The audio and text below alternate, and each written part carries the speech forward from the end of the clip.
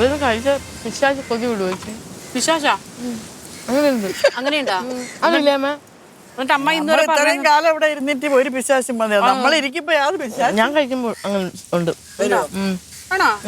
ഞാൻ പുറത്ത് വെച്ച് ആഹാരം കഴിച്ചു കഴിഞ്ഞാൽ കൊതി വിടും.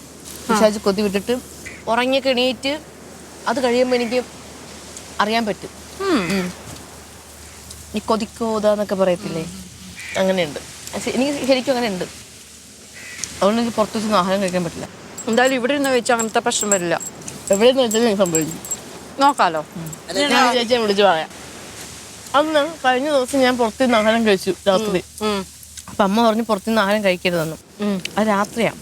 അപ്പം കഴിക്കരുത്, അന്ന് നീ കഴിക്കാൻ പാടില്ല എന്ന് പറഞ്ഞപ്പോൾ ഞാൻ ധിക്കരിച്ച് ഞാൻ കഴിച്ചു. എനിക്ക് തോന്നുന്നു ആ ഒരു വിശ്വാസം ഉള്ളത് കൊണ്ടായിരിക്കും എടാ ചിലപ്പോ. ഇതിപ്പോ നോക്കിക്കോ, ഇവിടെ വന്ന് കഴിച്ചിട്ട് എന്തായാലും എന്നെ വിളിച്ചറിയിക്കണം കൊതിപ്പെട്ടോ ഇല്ലയോ എന്നുള്ളത്. എത്ര ദിവസത്തിനുള്ളിൽ അറിയാൻ പറ്റും? അന്ന് തന്നെ ആ